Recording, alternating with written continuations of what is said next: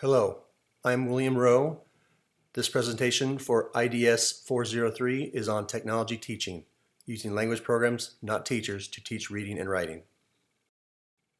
Prior to the Industrial Revolution, children in agrarian societies were only required to learn what was necessary for their families, when to harvest, plant, etc.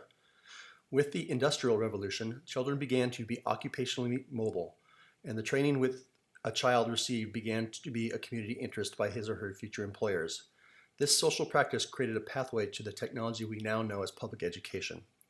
Horace Mann, considered the father of public school, adapted an industrial factory model classrooms with the distinct schedules as the most efficient way to scale education. The technological result are bell schedules, which now, in turn, shape societal practices. Even if the students are on the cusp of an educational breakthrough, as soon as the bell rings, off they go to another subject.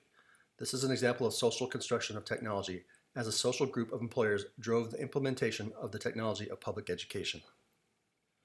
Horace Mann was elected to the Massachusetts Board of Education in 1837. He believed that literacy and common public ideals would lead to a good citizenship and promote democratic participation, as well as create a good society. Mann took the factory model classroom from Prussia, where it was meant to be able to educate all children for economic and moral imperatives.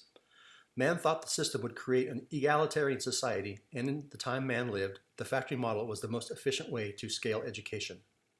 Mann wanted to use technology of public education as a force for social change. Non-human educational technology controls students and teachers in many ways. Because of Mann's factory model, students and teachers are held to a strict schedule. Additionally, teachers are required to test and grade. The state requires specific achievements to receive a diploma, even by students that don't speak English. By making sure students are attending specific classes, the organization maximizes that rate. It also makes the educational minutes and days calculable so the state knows that the students are receiving appropriate education. The ideal behavior occurs when students have successfully submitted to the controls mechanism.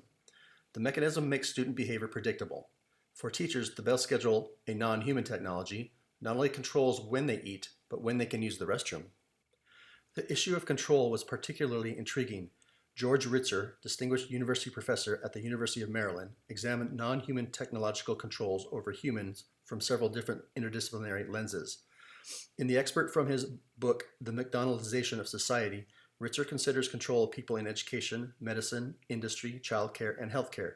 He touched on how policies and procedures are also technologies that control both employees and customers. Ultimately, technology will remove human interaction altogether, achieving ultimate control. As with anything, there are positive and negatives to control through non-human technology. One of the advantages is predictability.